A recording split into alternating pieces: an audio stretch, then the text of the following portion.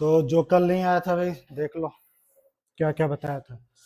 सबसे पहले real number क्या होता था, याद है क्या बताया था मैंने?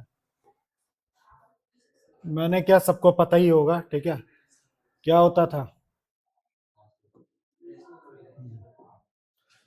तो रियल नंबर वो नंबर होते हैं जिनको आप क्या, सारे जितने भी टाइप के नंबर होते हैं, ठीक है, इरेशनल रैशनल सारे जितने भी होते हैं वो सब क्या होते हैं, रियल नंबर होते हैं। तो हमें टेंथ में एक खास थ्योरम पढ़नी थी, वो कौन सी थी? ये वाली? ये वाली नहीं, ठीक, ये fundamental theorem of arithmetic. Fundamental theorem arithmetic क्या कहती है? याद है कल किसी को बताया था मैंने, किसी को क्या, सभी को बताया था, बताइए क्या होते हैं। फंडामेंटल थ्योरम अर्थमेटिक किस बात को रिप्रेजेंट करता है, क्या बताता है आप? बोलो जल्दी, टाइम। हाँ बोलो। अच्छा तुम नहीं थे तो फंडामेंटल थ्योरम अर्थमेटिक क्या बताता है कि कोई भी नंबर हो, लाइक ये 28, ठीक है, इसका अगर आप प्राइम फैक्टराइजेशन करते हो, क्या करते हो फैक्टराइजेशन, वो यूनिक होता है, ठीक है, यूनिक समझते हो ना, कि उसका जैसा और किसी का हो ही नहीं सकता। सही कर रहा हूँ, देख लेना। तो इसका 28 का प्राइम फैक्टराइजेशन 2 इंटू 2 इंटू क्या हो गया, 7। तो फंडामेंटल थ्योरम अर्थमेटिक इस बात की गारंटी देता है कि किसी भी नंबर का जो प्राइम फैक्टराइजेशन होता है वो यूनिक होता है, और वैसा किसी और का हो ही नहीं सकता, किसी और नंबर का। जिस तरीके से हमारा फिंगरप्रिंट यूनिक है, उसी तरीके से हर एक, ठीक है, नंबर का प्राइम फैक्टराइजेशन का जो सीक्वेंस है वो क्या होता है, सीक्वेंस नहीं, सीक्वेंस आगे पीछे हो सकता है, जैसे कि 2 7 2 ऐसे भी लिख सकता है बच्चा, ठीक है, ऑर्डर आगे पीछे होगा, बट इसका जो प्राइम फैक्टराइजेशन हो यूनिक होगा। 28 का ही सिर्फ 2 इंटू 2 इंटू 7 मिलेगा, और कुछ और नहीं मिल सकता, किसी और का ऐसा नहीं मिल सकता। तो ये फंडामेंटल थ्योरम अर्थमेटिक इसी को बोला जाता है। फिर मैंने बोला था कि इसका एक क्वेश्चन है, यहाँ पे देखिए, ये बोला जो फंडामेंटल थ्योरम अर्थमेटिक आपने अभी किया, तो उसी बेस पे एक एप्लीकेशन बेस्ड क्वेश्चन है, ये देखो एक क्वेश्चन।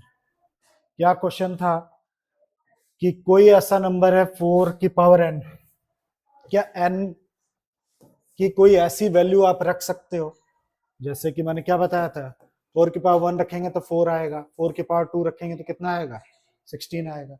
तो पूछ रहा है कि 4 की ऐसी कोई पावर है जिसको आप पुट करने से पीछे क्या आ जाए, 0 आ जाए, ठीक है, जैसे यहाँ 4 है, 16 है, तो पूछ रहा है ऐसा कोई नंबर है जिसके क्या आ जाए, पुट करने से पीछे क्या आ जाए, 0 आ जाए। तो ये भी 100% क्वेश्चन आता है बोर्ड में, याद रखिएगा, ये कल आपका मिसिंग था, ध्यान देना। तो इसका यहाँ लिखने का तरीका मैंने यहाँ पे सॉल्यूशन आपके सामने लगाया। उससे पहले कुछ बातें मैंने कल बताई थी कि इस दुनिया का कोई भी नंबर हो जिसके पीछे 0 हो, ठीक है, जैसे कि 20, तो उसका जब प्राइम फैक्टर आप करोगे तो उसमें 2 और 5 तो पक्का मिलेगा, ठीक है। जिसके पीछे 0 है आप प्राइम फैक्टर करके देख लीजिए, उसमें 2 एंड 5 100% मिलना ही मिलना है आपको। जैसे 20 का करेंगे प्राइम फैक्टराइजेशन तो क्या होगा, 2 इंटू 5 इंटू 2, तो देख सकते हो 2 आ रहा है और 5 आ रहा है। इसी तरीके से 50 का देख लो तो क्या होगा, 5 इंटू क्या, ये ना, इसमें भी देखो फिर क्या आ रहा है, 2 5 आ रहा है। तो इस दुनिया में कोई भी नंबर हो जिसके पीछे 0 है, उसके प्राइम फैक्टर में 2 5 तो पक्का मिलेगा आपको। इस बात से किसी को ऑब्जेक्शन तो नहीं है? समझ आ रहा है इतनी बात?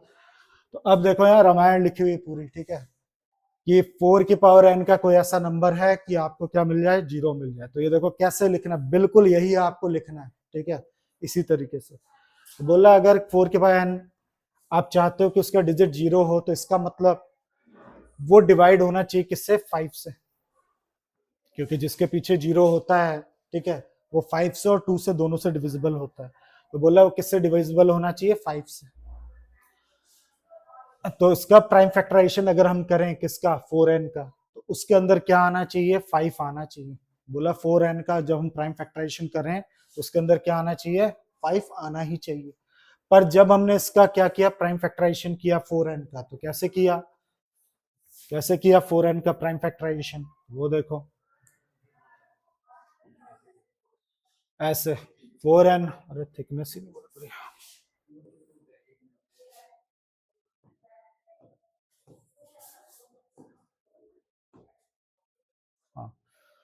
4n, रुको, हाँ 4n का हम अगर प्राइम फैक्टराइजेशन करेंगे तो कैसे करेंगे, इसको मैं 2 इंटू टू की पावर क्या लिख सकता हूँ, n, सही है। और इस 2 इंटू टू को क्या लिख सकता हूँ, 2 की पावर 2 लिख सकता हूँ। इसका मतलब मैं इसको 2 की पावर 2n लिख सकता हूँ। तो वही देखो यहाँ पे लिखा हुआ है 2 की पावर 2n लिखा हुआ। तो इसने बोला कि क्योंकि 4 की पावर n में प्राइम फैक्टर में सिर्फ क्या आ रहा है, 2 आ रहा है, देखो 2 आ रहा है, क्या नहीं आ रहा है, 5 नहीं आ रहा है। इसीलिए uniqueness of fundamental theorem arithmetic इस बात की गारंटी देती है जो ऊपर आपकी थ्योरम है कि इसके 4n का इसके अलावा कोई और प्राइम फैक्टराइजेशन नहीं हो सकता, मतलब 2 इसके अलावा 4n का कोई भी प्राइम फैक्टराइजेशन एग्जिस्ट नहीं करता। इसीलिए हम कहेंगे कि ऐसा कोई नेचुरल नंबर नहीं है n कि जिसको पुट करने पे पीछे क्या आ जाए, आपको 0 मिल जाए। ठीक है, तो ये एक हो सकता है आपको दिक्कत हो, लेकिन प्रैक्टिस करते करते आपको क्या आ जाएगा, समझ आ जाएगा। तो ये कल की क्लास में बताया था हमने। फिर मैंने इसको बोला था प्राइम फैक्टर करके देखिएगा, तो कर लिया होगा मेरे हिसाब से, नहीं किया तो करिए।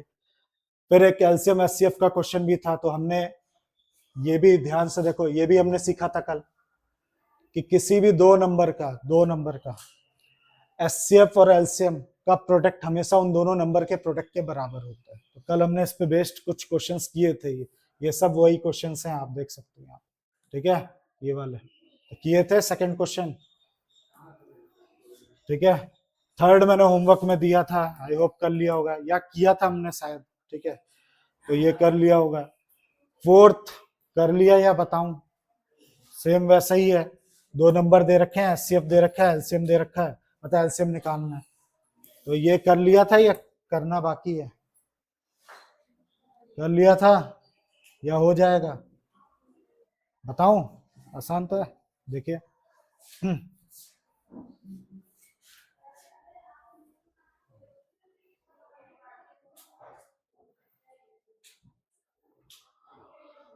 कैसे करेंगे इसको, जो कल नहीं आया था देख लो, एक क्वेश्चन करा रहा हूं मैं। दो नंबर आपको दे रखे हैं, तो एक नंबर को मैं ए मान रहा हूं, दूसरे वाले नंबर को क्या मान रहा हूं, बी मान रहा हूं। उसका एचसीएफ कितना दे रखा है आपको, 9 दे रखा है। तो तुमसे पूछा है कि इसका एलसीएम बताओ। ठीक है, तो फॉर्मूला ऊपर वो लिखा हुआ है आपके सामने। तो एचसीएफ इंटू एलसीएम किसके बराबर होता है, ए इंटू बी के बराबर। एचसीएफ कितना दे रखा है आपको, 9, एलसीएम निकालना है, ए कितना है अपना 306, बी कितना है आपका 657। आप क्या करिए, 9 को इसके नीचे ले आइए और इसको सॉल्व कर दीजिए, आपका एलसीएम मिल जाएगा। ठीक है, तो सॉल्व करके बताइए क्या होगा आंसर फटाफट। 2233, तो मैं क्या बोल रहा हूँ समझिए ना, इसको इससे काट लीजिए यहाँ पे, 3 1 जा 3, 3 2 जा 6, 3 3 जा 9, इजी हो जाएगा सॉल्व करने में।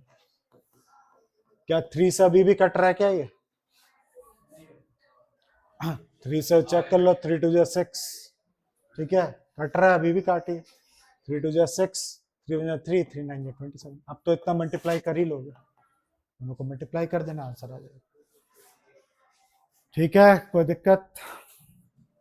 अब मैंने कल बोले थे कितने क्वेश्चन बचे थे, 5 6 7, 3 क्वेश्चन और बचे हुए थे, तो उसको अब करना है। ये कल का रिकैप था, कल मैंने ये चीजें आपको पढ़ा दी थी।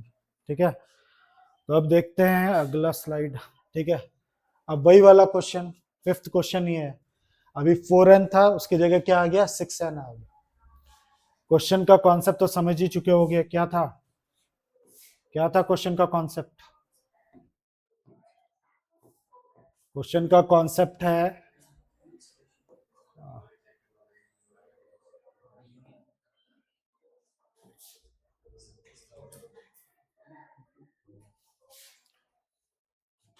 ठीक है, क्वेश्चन का कॉन्सेप्ट वही 6 की पावर n में पूछ रहा है कोई n की ऐसी वैल्यू है जिसको पुट करने से पीछे क्या आ जाए, 0 आ जाए। तो फिर से वही कॉन्सेप्ट है, तभी ऐसा पॉसिबल है अगर 6 का प्राइम फैक्टर मैं मारूं और उसमें क्या आ जाए, 2 और 5 आ जाए, तो ही ऐसा पॉसिबल है, अदरवाइज ऐसा पॉसिबल नहीं है। तो यहाँ पे मैंने ऑलरेडी आपको डाल के यहाँ पे दिखाया हुआ है आंसर, क्योंकि लिखने का कॉन्सेप्ट इसमें बहुत इंपॉर्टेंट है। तो क्या लिखा हुआ है वो पहले समझते हैं। समझा तो मैं चुका ही हूं, आप बस इसको समझो।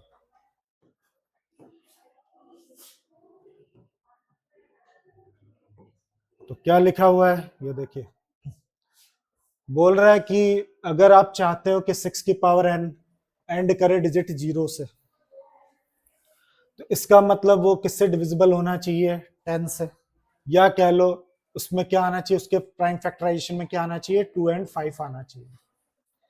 तो जब मैंने 6 का प्राइम फैक्टर मारा तो कितना आया, 2 और 3 आया। तो 6n का प्राइम फैक्टर मारेंगे तो क्या आएगा, 2 इंटू 3 होल पावर कितना, n, यानी 2 की पावर n और 3 की पावर n। इसने बोला क्योंकि 6 की पावर n में सिर्फ 2 प्राइम फैक्टर आ रहे हैं, कौन सा, 2 एंड 3। अब बोल रहा है ये 0 इसलिए नहीं हो सकता क्योंकि उसमें अभी भी किसकी जरूरत है, 5 की। मैंने बोला ना 2 और 5 दोनों होने चाहिए, तो इसमें 2 तो है पर क्या नहीं है, 5 नहीं। तो इसके लिए हम क्या कहेंगे, क्योंकि इसमें इसके प्राइम नंबर में 5 नहीं आ रहा, उसके प्राइम फैक्टराइजेशन 5 नहीं आ रहा, इसलिए हम क्या कहेंगे, ये बोल रहा है कि ऐसा कोई नंबर नहीं है जो पीछे आपको 0 दे सके। तो बिल्कुल यही स्टेप आपको यूज करने हैं, आप लिख लीजिए इसको। कॉन्सेप्ट तो समझ गया ना, लिखने का तरीका ये है, आप लिख लीजिए। ऐसे इसी की जगह एक होमवर्क है आपका, 8n इसकी जगह कर लेना आप, ठीक है, उसको सॉल्व करके दिखाना है आपको। तो कल ये सॉल्व करके आओगे, मुझे देखना है। सुन लिया, 8n। अब तो नोट हो गया होगा, हो गया पक्का, ठीक है आगे बढ़ते हैं।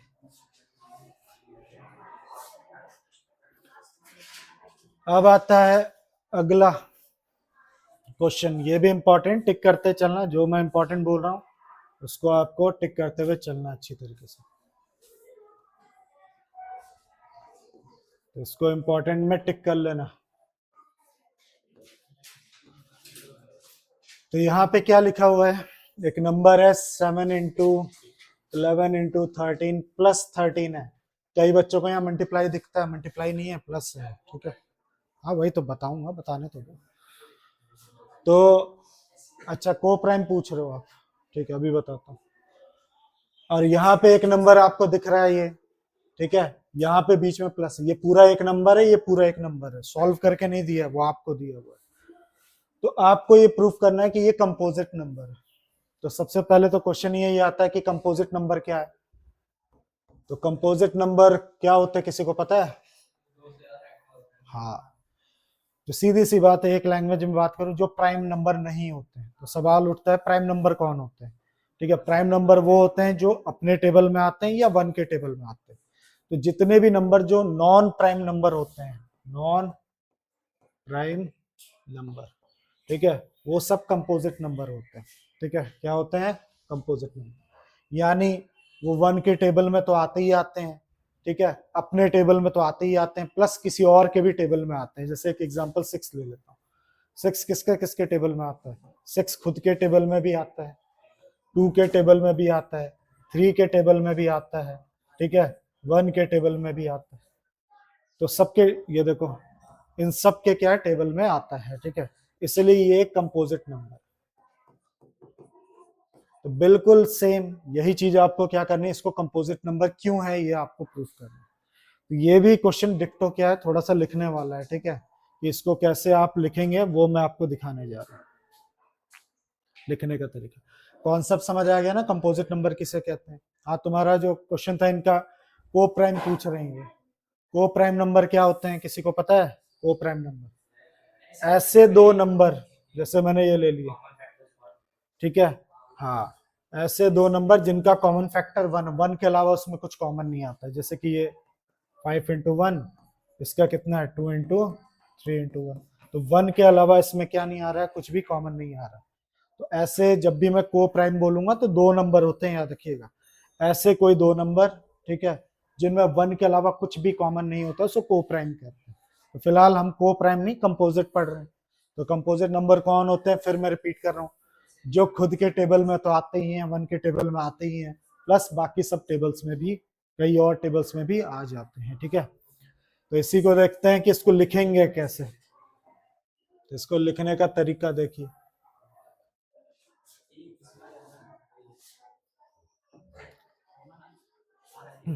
इसका लिखने का तरीका देखिए।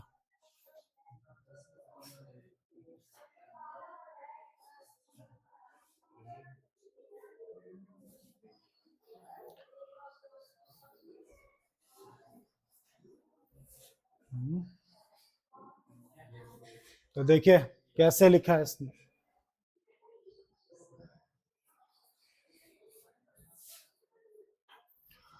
तो कैसे लिखा है ये बता रखा है कि पहले कंपोजिट नंबर क्या होता है वो एक्सप्लेन किया इसने। Composite number is the positive number has at least one division other than one.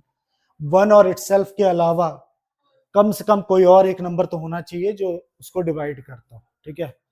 तो जैसे यहाँ पे एक नंबर, आपको पहला नंबर, यहाँ पे दो नंबर थे क्वेश्चन में, तो इसने एक नंबर को n1 ले लिया, दूसरे नंबर को क्या ले लिया, n2 ले लिया।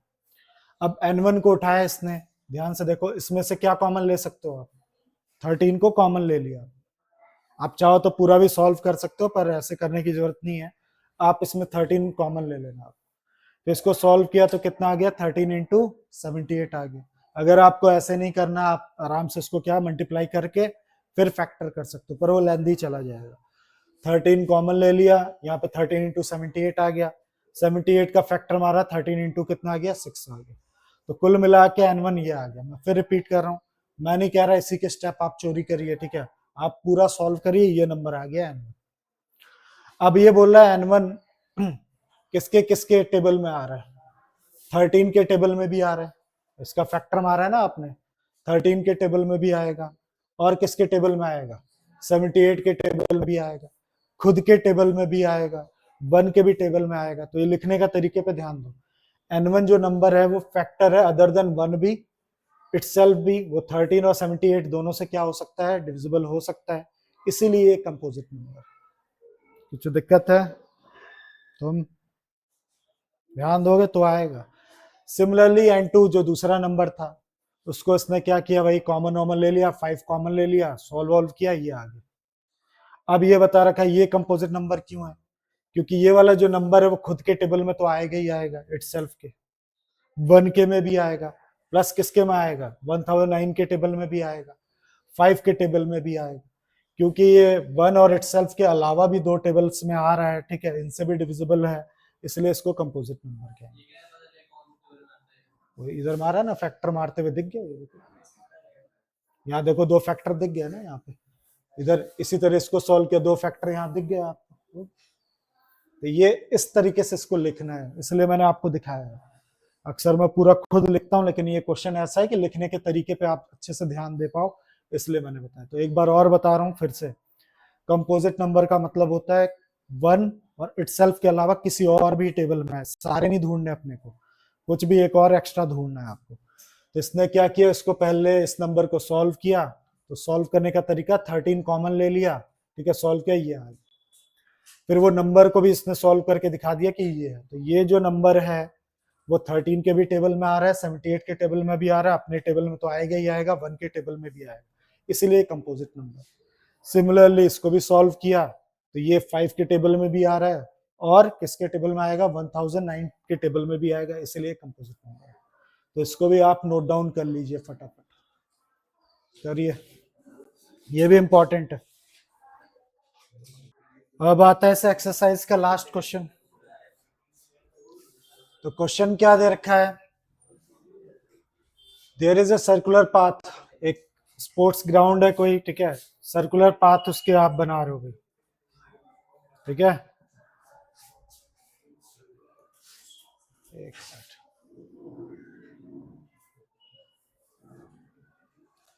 कुछ ऐसा एक ऐसा सर्कुलर पाथ है, ठीक है। तो क्वेश्चन में क्या बोला है, Sonia take 18 minute to drive one round, एक चक्कर लगाने में उसको कितना लगता है, 18 मिनट लगता है सोनिया को।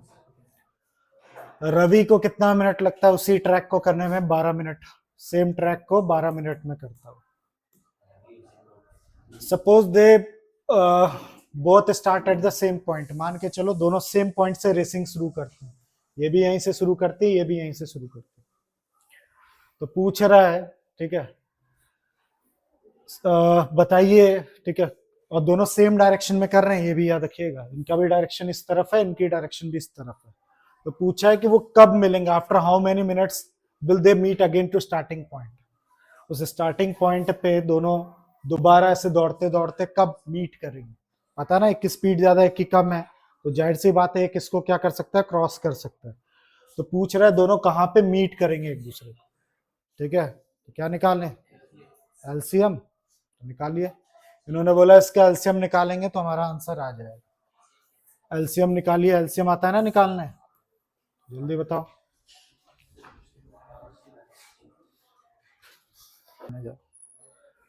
तो इन लोगों ने बताया कि एलसीएम इसका है कितना, 36 minute.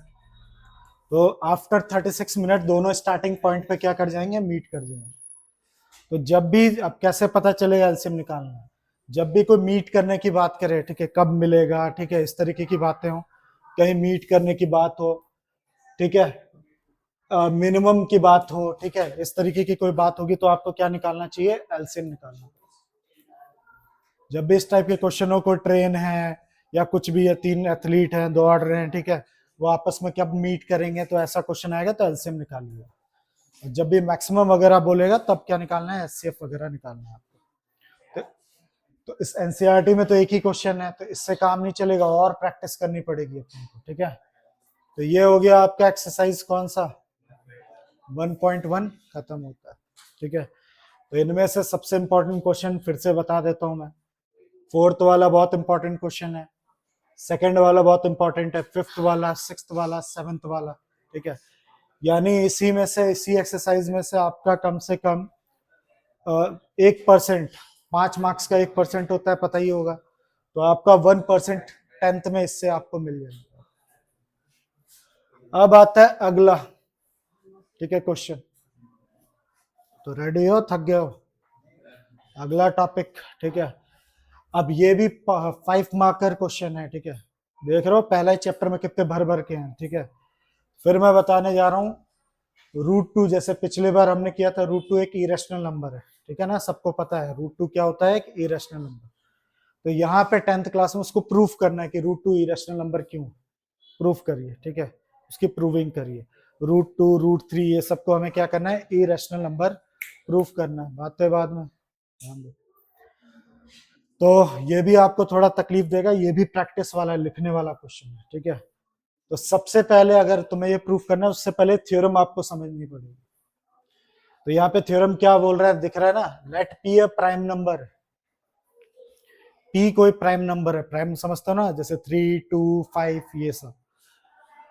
If p divide a square, वो पी किसको डिवाइड करता है, किसी ए स्क्वायर को डिवाइड कर देता है। तो इसका मतलब पी जरूर किसको डिवाइड करता होगा, ए को भी करता होगा। पहले इसको मतलब पढ़ लो आप, मैं इसको एक्सप्लेन करता हूं अभी। तो क्या बोल रहा है वो, अगर कोई नंबर p जो कि एक प्राइम नंबर है, ए स्क्वायर को डिवाइड कर सकता है, तो पक्का बिना स्क्वायर के भी उसको क्या कर सकता है, डिवाइड कर सकता है। तो मेरे वर्जन में अगर सुनना है तो ये बोल रहे हैं वो, देखो हम मान लीजिए 4 को मैं 2 का स्क्वायर लिख सकता हूं, है ना। तो अगर 4 2 से डिविजिबल है, तो जरूर 2 भी क्या होगा, 2 से डिविजिबल होगा। ये कह रहा है ए स्क्वायर अगर किससे डिविजिबल है, किसी प्राइम नंबर क्यू से डिविजिबल है, तो पक्का ए भी क्यू से क्या होगा, डिविजिबल होगा ही होगा, ये बोल रहे हैं। तो मैंने एग्जांपल के लिए ए किसको लिया आपका, 2 को, तो 2 ए स्क्वायर कितना हो जाएगा आपका 4, और मैंने क्यू किसको ले लिया है, 2 ले लिया है। तो अगर 4 डिविजिबल है किससे, 2 से, तो पक्का 2 भी डिविजिबल होगा किससे, 2 से। सिमिलरली मैं क्या कहना चाह रहा हूं, अगर 25 5 से डिविजिबल है, तो पक्का 5 भी किससे डिविजिबल होगा, 5 से भी होगा। यानी कोई चीज अगर ए स्क्वायर को डिवाइड कर सकती है, तो ए को भी क्या कर सकती है, डिवाइड कर सकती है। ये बात मत भूलिएगा क्योंकि इसका यूज है, ठीक है। वही चीज यहाँ पे लिखी है, फिर रिपीट कर रहा हूं, अगर कोई चीज ए स्क्वायर को डिवाइड कर सकती है, इसका मतलब ए को भी डिवाइड कर सकती है, ठीक है। अब जैसे यहाँ पे देखिए, ठीक है,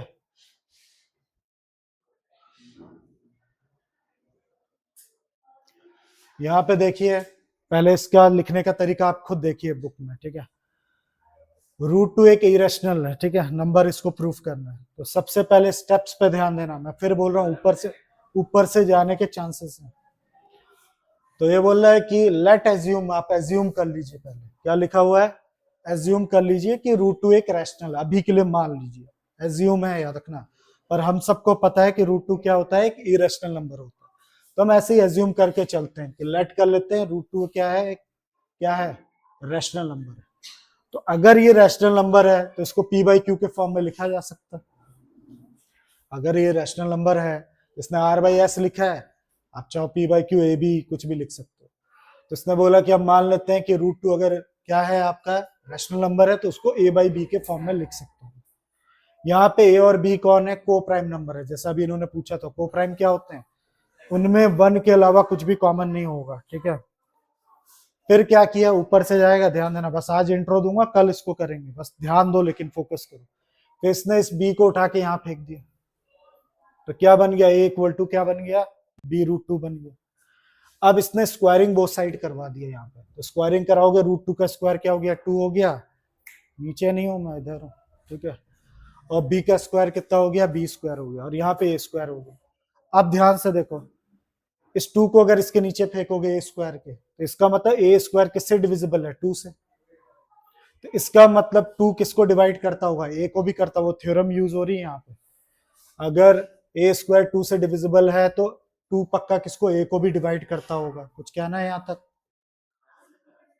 तो इसका मतलब ए जरूर टू का मल्टीपल होगा, तभी तो टू से डिवाइड हो रहा है। कोई चीज अगर टू से डिवाइड हो रहा है तो मल्टीपल होगा उसका। तो इसने बोला ए को मैंने क्या लिख लिया, टू सी ले लिया। सी यहाँ पे क्या है, इंटीजर है, ध्यान दो, कल इसको मैं अच्छे से बताऊंगा, मैं तो आपको आज समझा रहा हूँ। तो टू सी हो गया। अब इसने क्या किया, ध्यान से देखो, इस ए की वैल्यू इस बी की जगह पुट कर दिया यहाँ पर, ठीक है, या इसमें कह लो ए की वैल्यू क्या कर दी, यहाँ पे पुट कर दी यहाँ पे। तो जैसे ही आप ए की वैल्यू क्या पुट कर रहे हो, टू सी यहाँ पे पुट करोगे तो फोर सी स्क्वायर हो जाएगा।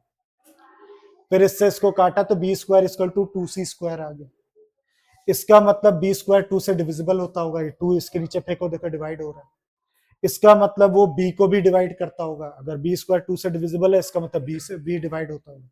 यानी इतनी बातों से मैंने ये चीज प्रूफ कर दी कि ए और बी दोनों टू से डिविजिबल है। पर हमने क्या बोला था, ए और बी क्या है, को प्राइम नंबर है। अब को प्राइम इन्होंने क्या बोला था कि दोनों में वन के अलावा कुछ भी फैक्टर नहीं आना चाहिए। तो यहाँ पे क्या आ गया कॉमन, टू। तो बोल रहा है ए और बी में टू क्या है, कॉमन फैक्टर है। पर आपने तो वहां लेट किया था कुछ और, तो बोल रहा है कि बट द कॉन्ट्रेक्ट फैक्ट ए और बी तो नॉन बता, कोई भी इसमें फैक्टर नहीं हो सकता वन के अलावा। आपने जैसे ऊपर लेट किया था उस हिसाब से वन के अलावा कुछ भी क्या नहीं होना चाहिए, कॉमन नहीं होना चाहिए। पर यहाँ पे कॉमन क्या आ रहा है, टू आ रहा है। फिर यहाँ पे हम कान पकड़ेंगे, सॉरी बोलेंगे। बोल रहा है कि दिस कॉन्ट्राडिक्शन, कॉन्ट्राडिक्शन का मतलब विवाद, ये कॉन्ट्राडिक्शन या ये विवाद क्यों पैदा हो रहा है, क्योंकि हमने ए और बी को क्या मान लिया था, क्या मान लिया था, ये क्या बोलते हैं, इनकरेक्ट अंजम्पशन कर लिया था कि रूट टू क्या है आपका रैशनल नंबर। इस वजह से ऐसा लफड़ा हो रहा है, ठीक है, इसलिए रूट टू इरेशनल नंबर। तो देखो कैसे लिखने का तरीका है, ठीक है। तो ऐसे इसलिए थोड़ा सा हालत खराब होती है बच्चों की।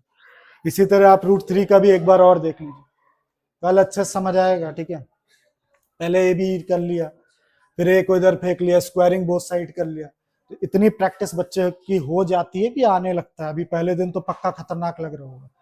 फिर हम बोलेंगे कि ये देखो, इसको इसके नीचे फेंकेंगे, ए स्क्वायर थ्री से डिविजिबल है, इसका मतलब ए भी थ्री को भी डिवाइड करता होगा, मतलब थ्री ए को भी डिवाइड करता होगा। फिर ए को मैं थ्री सी लिख सकता हूँ, फिर इस वाली इक्वेशन में इसको पुट कर दूंगा। फिर बी भी क्या आ गया कॉमन, थ्री आ गया। ए और बी दोनों में क्या आ गया, थ्री कॉमन आ गया।